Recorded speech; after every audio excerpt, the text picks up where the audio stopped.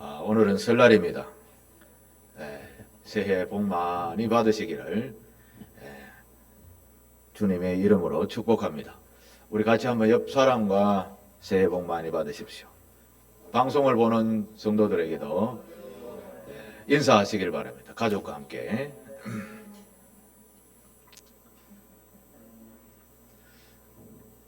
설날이 되니까 교우들이 많이 자리를 비웠습니다. 방송에서 많이 볼 줄 믿습니다. 지난주에는 예수님의 대표적인 성품인 긍휼의 마음을 우리 말씀을 통해서 배우게 되었습니다. 오늘은 우리가 이 예수님의 마음과 성품을 닮아서 이제부터 실제적으로 어떻게 적용하며 나타내며 살아야 하는가를 우리가 생각해 보고자 합니다. 그런 의미에서 성도는 기본적으로 갖춰야 할 높은 수준의 성품이 있습니다. 왜 이렇게 높은 수준의 성품을 가져야 하는가 하면 세상이 그리스도인을 보는 눈높이가 상당히 높기 때문에 그렇습니다. 여러분은 이제까지 살아오면서 가까운 친구들이나 가까운 사람과 다투거나 싸워본 적이 얼마나 있습니까? 아니면 아내나 남편과 다툰 일은 얼마나 있습니까? 아마 치고받고 싸우지는 않았다 하더라도 다툰 일은 꽤 많이 있었을 것이라 생각을 해봅니다. 그런데 그리스도인은 이런 다툼도 하지 않아야 됩니다. 왜냐하면 그리스도인이기 때문에 그렇습니다. 그리스도인이라는 말은 언제 생겼는지 아십니까? 그리스도인이란 예수 닮은 사람이라는 뜻이죠. 그런데 정작 다투며 사는 우리를 예수 닮은 사람, 그리스도인이라고 부를 수 있겠습니까? 사실 이런 평가는 제3자로부터 받을 때 가장 정확하다 할 수 있겠습니다. 여러분은 세상 사람들로부터 그리스도인이라는 소리를 들으셔야 합니다. 그러면 정말 여러분은 그리스도를 닮아가는 사람이 되는 것이죠. 이런 삶 속에서 그리스도를 닮은 소리를 한 번도 들어보지 못했다라고 하면 우리는 정말 그리스도인이 아닐 수 있습니다. 그래서 우리는 말씀을 배우면서 현재 우리의 모습을 날마다 개선해 나가야 됩니다. 즉 개혁해야 된다는 거죠. 나의 모습을 보고 이것은 잘못되었다라고 생각하면 바꿔야 합니다. 정말 이대로 살다가는 예수님이 오실 때 네 누구라고 이야기할 수 있기 때문에 그렇습니다. 성경에 보면 그리스도인이라는 소리를 들을 때가 사도행전에 나오는 말씀에 보면 나옵니다. 사도행전 11장 26절에 보면 이런 말씀이 있습니다. 사도행전 11장 26절의 말씀, 만남에 안디옥에 데리고 와서 둘이 교회에 1년간 모여 있어 큰 무리를 가르쳤고 제자들이 안디옥에서 비로소 그리스도인이라 일컬음을 받게 되었더라. 이런 말씀이 있습니다. 이 말은 안디옥이라는 지금의 시리아라는 안티오쿠스라는 도시가 있는데 지금 전쟁 중에 있는 시리아의 안디옥이라는 그런 도시에 작은 도시인데 그곳에 교회가 세워지게 되었습니다. 그리스도인의 핍박으로 인해서 사방으로 흩어진 그리스도인들이 이스라엘을 떠나서 위쪽으로 레바논을 지나서 시리아 안디옥에 모여서 예배를 드리는 그런 교회가 생기게 되었습니다. 이곳의 지도자가 바나바였고 바나바가 혼자 못하니까 사도 바울을 불러서 같이 목회를 하기 시작했습니다. 이 교회에는 가난한 사람들이 너무나 많았습니다. 교회 핍박으로 인해서 보따리 하나 들고 도망 나온 사람들, 흩어진 사람들, 예수 믿는다고 핍박받아서 도망온 사람들, 이런 사람들이 모여서 있었기 때문에 이 안디옥 교회는 가난한 사람, 병든 사람, 날마다 밥에서 구제하지 아니하면 안 되는 그런 교회 구성원들이 참 많이 있었다는 거죠. 또 상대적으로 그 기득권을 가지고 있었던 부자들도 좀 있었습니다. 그래서 교회에 다니는 좀 상대적으로 좀 기득권이 있었던 사람들은 자신의 가산을 팔아서, 우리말로 하면 논이나 밭을 하나 팔아서 교회에 헌금을 해서 헌금 가지고 살을 사서 계속해서 구제를 하게 된 겁니다.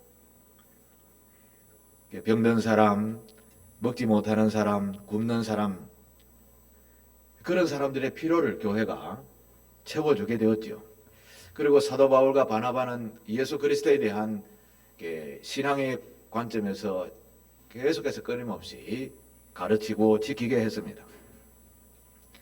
그러니까 그 당시에는 이 안디옥 교회가 정말 구원의 방주의 역할을 감당하게 된 거죠. 그래서 세상 사람들이 볼 때는 저 안디옥 교회가 하는 것이 정말 예수 닮은 행동을 하네, 그렇게 평가를 하게 된 거죠. 그래서 처음 그리스도인이라는 일컬음을 받게 되었더라라는 소리를 이 안디옥 교회가 듣게 된 것입니다. 우리 한국의 교회가 참 많이 있습니다. 우리 한국의 교회, 그러니까 우리 교단은 통합측이라는, 대한예수교 장로의 통합측이라는 교단인데, 대표적으로 통합측 교단과 합동측 교단을 합하면 교회 수가 한 2만 개가 됩니다. 우리같이 재정이 그렇게 많지 않은 교회가 1년에 아무리 안 해도 구제하는데 최소한 200만 원 이상은 쓰는데, 2만 개 교회가 우리나라의 구석구석에서 구제하고 봉사한다. 제가 얼핏 계산해 봐도 우리 교회 기준으로 봐도 한 400억 넘습니다. 물론 뭐 큰 교회가, 큰 교회 한 개 교회 보통 1억씩 다 넘게 구제하는데 사용합니다. 그러고 보면 한국의 이 교회가 하는 역할이 엄청 크다라고 할 수 있습니다. 특히 정부에서는 복지 예산이 많아서 복지 예산을 필요한 곳에 많이 흘려보낸다고 노력을 열심히 하는데, 그들은 단지 돈을 전해주는 역할만 하죠. 근데 교회는 안 그렇죠. 신방하고 찾아가서 위로하고 기도하고 어려움이 없는지 듣고 또 물질로 여러 가지로 도와주는 모습들이 많이 있죠. 이런 소외된 이웃을 돕는 역할, 교회가 안 하면 어떤 일이 벌어질까? 큰 역할을 감당하고 있다라고 할 수 있겠습니다. 정말 한국 교회가 이런 구제 사업에 손을 놓으면 소외당하는 고통스러운 이웃들이 얼마나 많아질까를 생각해 보았습니다. 그래서 우리는 예수 닮은 그리스도인의 모습으로 늘 섬기고 봉사하고 또 행하는 자의 삶을 살아야 될 줄로 믿습니다. 여러분들이 드리는 예물은 허튼 곳에 하나도 쓰이지 않습니다. 다 필요한 곳에 적재적소에 쓰이는 것이죠. 우리 상길교회도 이런 교회의 정체성, 본질적 사명에 감당하는 그런 교회가 되어야 될 줄 믿습니다. 오늘 우리가 읽었던 본문을 읽으면서 제가 성도들은 또 교회는 이렇게 살아야 되는구나 라는 것을 우리가 늘 듣는 이야기지만 오늘 본문에도 있길래 다시 한번 재다짐하는 의미로 그런 말씀을 전하기를 원합니다. 먼저 2절부터 9절까지 읽었는데 중요한 것은 8절입니다. 8절을 우리 다시 한번 읽겠습니다. 예수 믿는 사람들이 가져야 할 성품에 여기에 담겨져 있습니다. 6가지로 정리합니다. 같이 읽겠습니다. 끝으로 형제들아, 무엇이든지 참되며 무엇이든지 경건하며 무엇이든지 옳으며 무엇이든지 정결하며 무엇이든지 사랑받을 만하며 무엇이든지 칭찬받을 만하며 무슨 덕이 있든지 무슨 기림이 있든지 이것들을 생각하라. 아멘. 마지막 소절에 이것들을 생각하라. 이걸 오늘 제가 설교 제목으로 정했습니다. 어떤 것을 생각하라고 말씀인가 하면 6가지입니다. 참되며 경건하며 옳으며 정결하며 사랑받을 만하며 칭찬받을 만해라. 그런 말씀입니다. 여기에 이렇게 마지막 부분에 보면 무슨 덕이 있든지 무슨 기림이 있든지 이 말씀을 하죠. 여기서 덕이라는 말은 무슨 뜻일까요? 한문을 보면 덕덕자죠. 여기에서 덕이라는 말은 앞에 6가지 이런 성품들을 그리스도인들이 가져야 되는데, 이런 것을 가지는데 세상을 향해서는 이런 덕이 있어야 된다. 다시 말해서 아주 높은 수준의 도덕성을 가진 성도가 되어야 된다. 이 말씀입니다. 무슨 덕이 있든지 무슨 기림, 여기 기림은 또 뭡니까? 기림이라는 뜻을 그대로 해석하면 그 상대방에서부터 찬송을 받을 만해라, 칭찬을 받을 만해라, 이런 뜻입니다.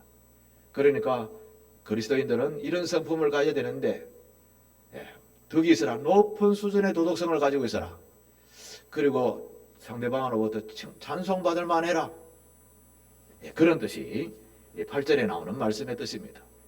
자, 그러면 이런 것들을 생각해라. 어떤 것인지 하나씩 보겠습니다. 제일 먼저 참되라고 하셨죠. 참되라. 이 말은 순수하다는 뜻입니다. 순수해라, 진실해라, 그런 뜻입니다. 이 그리스도인들은 장사가 근본적으로 안 맞는 것 같아요. 제가 설교를 준비하면서 생각을 해보았습니다. 장사해서 돈 많이 버는 사람들은 소비자와 거래를 늘 해야 되는데, 예를 들어서 이 물건 하나가 100원인데 원가가 90원입니다. 제가 10원 남습니다 하고 팔면은 소비자가 절대 그렇게 생각하지 않죠. 나는 진실인데 소비자들은 우리가 90원에 살 수 있겠구나, 이렇게 생각한다는 거죠. 그런 관점에서 보면 그리스도인들은 이 장사가 안 맞는 거죠. 그러면 근본 거짓말을 해야 되잖아요. 이거 하나도 안 남습니다. 이 남으니까 하지. 그것조차 거짓말이죠. 그래서 장사는 참 안 맞구나, 이런 생각을 해보게 되었습니다. 그리스도인은 무엇이든지 진실해라, 순수해라 라고 하십니다. 저와 여러분의 마음에 순수한 마음이, 진실한 마음이 있습니까? 한번 되돌아보시기를 바랍니다. 요즘 TV 뉴스에 보면 백성들이 듣기에는 저게 다 거짓말인 줄 아는데 버젓이 나는 모릅니다. 그래 놓고 며칠 안 있으면 감옥에 들어가고 이러죠. 와, 무슨 사람 한두 사람 만나는 그런 데서 거짓말 하는 게 아니고, 나라 백성 전체가 보고 있는 데서 거짓말하는 정치인들을 우리가 수없이 많이 보게 됩니다. 이런 가운데 그리스도인이 순수해라, 진실해라 하니까 세상 사람들 보기에 그리스도인들은 아주 얕보지요. 세상 사람들이 그리스도인들을 볼 때는 어떤 평가를 하는지 아십니까? 에이 바보들, 이렇게 생각합니다. 에이 바보들. 그러나요, 예수를 믿고 따라가는 사람은 세상이 볼 때는 다 바보처럼 보입니다. 그러나 우리는 하나님의 자녀로서 바보가 아니라 놀라운 하나님의 백성이 되는 줄 믿습니다. 마태복음 5장 8절에 보면 마음이 청결한 자는 복이 있다라고 하셨습니다. 마음이 청결한 자는 복이 있는데 그들이 늘 하나님과 함께 볼 것이다. 하나님을 보며 산다. 그리스도인은 하나님과 교제하며 살면 되지 세상과 짝하며 사는 것은 옳지 않습니다. 물론 발을 딛고 세상에서 살기 때문에 무시할 수는 없습니다만, 그러나 세상에서 바른 삶은 세상 사람들이 보기에는 바보같이 사는 겁니다. 그렇게 살 때 참된 복이 있다라는 주님의 말씀입니다. 이런 순수하고 진실된 성도의 마음을 가지시게 되기를 바랍니다. 두 번째 성품에는 무엇이든지 경건하라고 합니다. 경건. 제가 경건은 수없이 많이 설명을 했는데 또다시 한번 설명을 하겠습니다. 경건은 사냥꾼이 사냥을 가는데 눈앞에 토끼가 있어서 활을 쫙 겨누었습니다. 활을 겨누어서 시위를 당기라 하는 그 순간에 바로 옆으로 노루가 한 명 싹 지나가는 겁니다. 노루가 한 마리. 그러면 사냥꾼은 무엇을 선택해야 될까요? 그 순간에 사냥꾼은 토끼를 잡아야 된다 이렇게 생각하는 사람 없겠죠. 토끼보다 사냥꾼은 더 큰 고기가 있는 노루를 잡아야 되죠. 그 순간 시위를 노루에다가 겨누어서 쏘는 것. 그러니까 예를 들어서 오늘 설날인데 오늘 설날 교회 안 가도 뭐 목사님 뭘 안 하고 하나님 보기에도 뭐 합당한 이유가 있으니까 그냥 집에 있자 이렇게 생각하는 마음 아니지. 설날이든지 무슨 날이든지 하나님은 동일하시지 라고 하면 오늘 또 교회 가야지 하고 온 마음, 두 가지 마음 중에 하나님 보시기에 어느 것이 옳은 것인가를 선택하여 행하는 것을 경건이라고 하는 거죠. 경건. 매 순간순간 우리는 선택의 걸음을 걷습니다. 이리로 갈까 저리로 갈까. 이리로 갈까 저리로 갈까 아무 소용이 없으면 같이 걸어도 괜찮지만 하나는 죄악의 길이고 하나는 천국의 길이라고 하면 반드시 우리는 천국의 길을 선택하여 매 순간순간 그 걸음을 선택하여 걷는 것을 경건의 삶이라고 하는 거죠.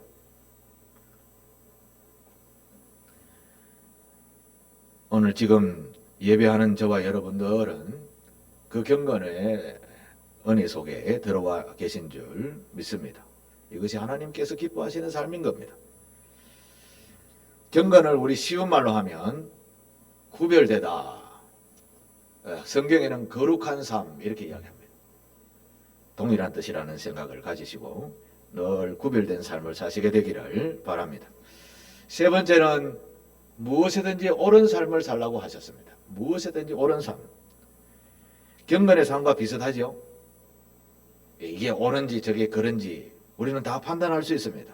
뭐 이건 설명하지 않아도 되죠. 늘 좋은 것을 선택하는 그런 신앙의 자세가 되어야 됩니다. 예를 한 가지 들자면 제가 오늘 시장에 가서 사과를 한 상자 사가 왔습니다. 여러분은 어떤가 한번 물어보겠습니다. 사과를 사왔는데 사과가 아주 탐스러운 사과가 있고 또 흠이 난 사과도 보니까 있습니다. 무엇부터 먼저 먹습니까, 여러분은? 가장 좋은 것부터 먼저 먹는 사람 아니면 흠이 난 것부터 먼저 먹는 사람.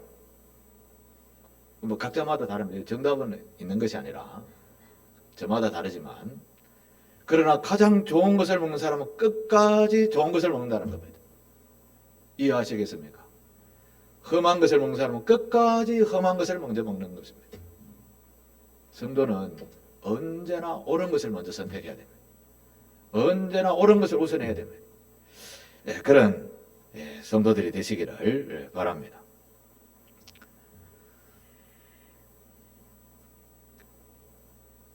구약 성서에 보면 그 사무엘상 첫 번째 나오는 장에 보면 한나라는 여인이 등장합니다. 이 한나라는 여인이 자식이 없었어요. 그런데 같은 남편의 아내인 버닌나라는 여인은 자식이 있었습니다. 버닌나가 자식이 없는 한나를 늘 업신여겼습니다. 우리말로 하면 한나는 매일매일 버닌나만 보면 뚜껑이 열리는 겁니다. 엄청난 스트레스를 받았던 거죠. 그래서 한나는 하나님의 성전에 올라서 날마다 기도합니다. 하나님, 저에게도 자식을 주십시오. 사무엘상 1장을 보면 하나님께서 한나를 기억하사 태의 문을 닫으셨다라는 말씀이 나옵니다. 태의 문을 닫으셨다라는 말은 하나님께서 그를 향한 분명한 계획이 계셨다라는 것이죠. 그리고 나중에 태의 문을 여시고 기도를 받으시고 여시고 자식을 주게 됩니다. 태의 문을 닫으셨을 때 하나님께서 계획을 가지고 꾸준히 기다리셨습니다. 하나님께서 한나가 자신이 기도해서 그의 뜻을 이루기를 원하는 하나님의 뜻이 이루어졌을 때 하나님께서 1장 19절에 여호와께서 그를 생각하신지라. 여러분, 이것은 중요한 원리입니다. 우리의 삶에 어려움이 닥칠 때에는 하나님께서 나에게 이런 시련을 주는 것을 분명하게 하나님께서 계획을 가지고 계시는구나 라고 아시고 끊임없이 그를 향하여 그의 의와 그의 뜻이 무엇인지를 끊임없이 구하며 기도해야 합니다. 한나는 인생에 있어서 내가 어떤 것을 선택해야 될지를 알고 이것밖에 없다라는 것을 알고 하나님 앞에 엎드려 기도한 거죠. 그의 옳은 선택이 바로 자식을 얻게 되었고 그 자식이 민족의 지도자가 되는 놀라운 하나님의 계획 속에 쓰임받는 한나가 된 거죠. 우리는 이 원리를 아시고 매사에 어려움과 시련과 혼란이 있을 때 하나님께서 나에게 무슨 계획이 계시는구나 이렇게 생각하시고 끊임없이 기도하시게 되기를 바랍니다. 왜 기도해야 되는가 하면 하나님이 세상을 이처럼 사랑하셔서 독생자를 주셨기 때문에 나와 같은 죄인을 구원하시기 위해 독생자까지 보내주셨는데 모른 척 한다고요? 내가 시련이 있다고 고통이 있다고 모른 척 한다고요? 아닙니다. 그의 나라와 그의 의를 위하여 무엇인가 계획을 하고 계시기 때문에 우리는 그의 나라와 그의 의를 위하여 기도하면 하나님께서 생각하시기 때가 있다라는 거죠. 그래서 늘 옳은 길을 선택하여 위대한 하나님의 일에 쓰임받는 그런 성도가 되시기를 바랍니다. 그 다음 네 번째는 무엇이든지 정결해라, 정결한 삶을 살라고 하십니다. 이 정결이라는 말은 두말할 것 없이 깨끗하라는 것이죠. 순수하라는 것이죠. 마음이 정결한 사람은 하나님을 볼 것이요 하나님의 나라에 귀하게 쓰임받는 성도가 된다라는 말입니다. 하나님의 자녀의 성품이라는 것이죠. 우리의 마음을 깨끗하게 하려면 어떻게 해야 될까요? 청소기를 돌리면 좀 좋겠는데 우리의 마음은 그렇게 하지 못하지요. 나는 죄 정리 하나도 없는데 이렇게 생각하는 사람들이 참 많다는 것입니다. 우리 집에 보면 내가 어지럽지 않은데 하루 이틀만 지나면 햇빛에 비추면 먼지가 막 굴러다니는 게 보입니다. 제가 그랬는지는 모르겠습니다만 그냥 가만히 있어도 먼지는 자꾸 쌓이게 되는 것이죠. 그런데 우리가 이 세상에 살아가면서 죄악된 세상을 살아가면서 때가 안 생긴다고요? 먼지가 안 생긴다고요? 우리는 하나님의 백성들은 깨끗해야 됩니다. 계속해서 쓸고 닦아야 되는 것이죠. 계속 청소를 해줘야 되는데 마음을 어떻게 청소할까요? 마음을. 그것은 예수 그리스도가 정답이 되는 겁니다.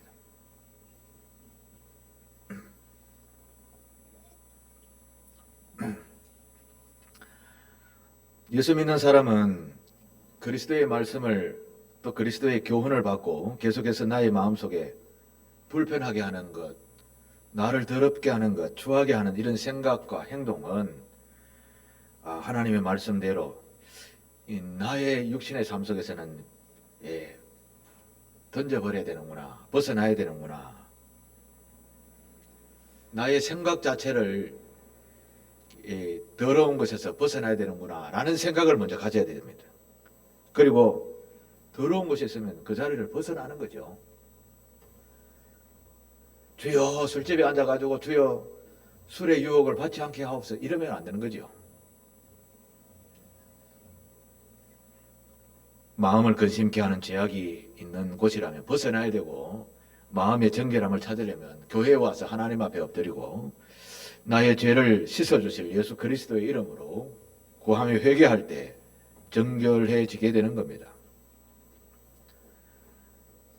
예수께서 세상에 오셔서 자신의 육신의 피를 흘리면서까지 십자가에 달려 돌아가시면서까지 왜 돌아가셨는가? 그것은 인류의 모든 죄를 사하시려고 오신 것이죠. 그래서 우리는 예수 그리스도로 말미암아 정결하게 되어지는 것입니다. 정결한 마음을 늘 가지도록 우리 삶의 자리를 살펴서 언제나 주를 향한 마음을 가지시는 순수하고 진실한 성도가 되시기를 바랍니다. 다섯 번째, 사랑받을 만하라, 그렇게 이야기합니다. 사랑받을 만하라. 이 그리스도 예수 안에 들어오면 독특한 사랑의 방법이 있습니다. 우리가 남을 도우면 내가 가지고 있는 수고, 내가 가지고 있는 사랑, 내가 가지고 있는 재물이 나가는 것 같잖아요. 이 그리스도 예수 안에서의 사랑은 이게 나가는 것 같지만 나가면 돌아온다는 사실을 우리가 아셔야 됩니다. 씨를 뿌리면 뿌리는 대로의 거둠의 역사가 있는 것처럼 씨를 뭐를 예를 듣고 마늘 한쪽을 심어서 농사를 짓고 감자를 심고 고구마를 심으면 심은 대로 하나만 나나요? 여러 개가 나지요. 하나님의 진리의 성령의 법은 바로 우리가 사랑을 심고 나누고 하면 이게 돌아와서 7개, 8개, 성경에는 보면 30배, 60배, 100배의 결실을 맺느니라. 이게 사랑을 심으면 사랑의 열매를 거둔다라는 법칙입니다.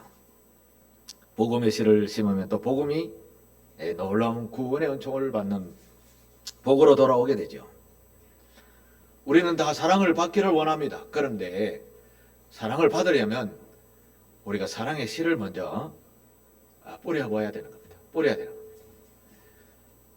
예를 들어서 하나님을 죽도록 사랑해 보십시오. 하나님께서 어떤 복을 주시는가? 하나님을 죽도록 찾아보십시오. 개인적인 체험들을 많이 하죠. 한국 교회에 보면 죽자 사자, 제가 지난주에 기도원에 갔던 것처럼 죽자 사자 막 기도하는 사람들이 참 많습니다. 그렇게 기도하면 그냥 보내시는 거 아닙니다. 하나님께서 때를 따라 놀라운 은혜를 그들에게 은사로 선물을 주시죠. 그런 것을 알기에 하나님 앞에 나와서 하나님이여 라고 찾고 또 찾는 거죠. 그리스도인들은 사랑받을 만 해야 됩니다. 사랑을 베풀어야 된다는 거죠. 베풀면 돌아오게 되는 줄 믿습니다. 이게 놀라운 그리스도 안에 법칙이라는 것을 기억하시고 사랑의 씨를 많이 뿌리시게 되기를 바랍니다. 이제 마지막으로 그리스도의 성품의 마지막에 뭡니까? 칭찬받을 만하라. 칭찬받을 만하라. 여러분은 칭찬받을 만한 생활을 하고 있습니까? 한번 깊이 생각해 보시게 되기를 바랍니다. 우리는 남들부터 사랑을 받으려고만 많이 하죠. 근본 그런 생각을 가지고 있습니다. 사랑받기를 좋아하는 거죠. 그런데 사랑을 받으려면 앞에서 사랑을 좀 해라라고 하셨죠. 칭찬받을 일도 마찬가지입니다. 받으려면 칭찬할 일을 해야 되는 거죠. 일을. 나의 부족함만 생각하고 이것 주시고 저것 주시고 좋겠습니다. 막 기도만 하지. 우리는 남들을 위해서 칭찬받을 만한 사랑을 베푼 적은 잘 없지요. 그래서 우리는 누가 하든 누구를 통해서든지 뭐 하나님으로부터 칭찬받으면 최고되겠지만 이웃에게로부터도 칭찬받는 만한 사람, 야, 저 사람은 내가 보정하지 라고 할 만한 사람, 그런 사람이 되시기를 바랍니다. 올 한 해 이런 6가지 그리스도인의 성품, 우리 다 기본적으로 다 알고 계시는 성품입니다. 그렇지만 이걸 행동으로 하지 않으면 아무것도 거두지 못하지요. 알고도 행동으로 옮기지 않으면 아무 유익이 없는 겁니다. 마찬가지로 아무리 좋은 약도 먹지 않으면 질병을 다스릴 수가 없지요. 마찬가지로 하나님의 교훈의 말씀을 마음에 담고 실제 행동 속에서 옮겨가며 살아가게 될 때 참 그리스도인이다라는 소리를 듣게 될 줄로 믿습니다. 설 명절에 교우들이 많이 친인척들을 이렇게 찾아뵙고 교제하게 될 것입니다. 그런데 내가 가지 못했다라고 생각하면 친인척들 중에 나를 볼 때 어떤 평가를 하겠습니까? 혹시 그런 생각을 해본 적이 있으십니까? 친인척들이 나를 어떻게 생각하는지, 가족들이 나를 어떻게 생각하는지, 교우들이 나를 어떻게 생각하는지 늘 조금만 더 하시면 좋겠다, 이런 생각을 들게 하는 나의 모습이 아닌지, 우리가 하나님의 말씀을 들으면서 이런 성숙한 성품을 가진 자가 되어야 되는구나, 하나님께서 말씀하시는 것을 나에게 하시는 하나님의 음성이라 생각하며 지켜 행하는 여러분 되시기를 바랍니다. 오늘 본문 8절 제일 마지막에 이것을 생각하라 하시죠. 이것을 생각하라. 자, 8절에 보면 6가지 성품을 이야기하죠. 참되라, 경건해라, 옳은 삶을 살라, 정결해라, 사랑받을 만해라, 무엇이든지 칭찬받을 만해라. 이것을 깊이 생각해라. 이것을 깊이 생각하는 말은 무슨 말입니까? 염두에 두고 살아라. 염두에 두고 살아라.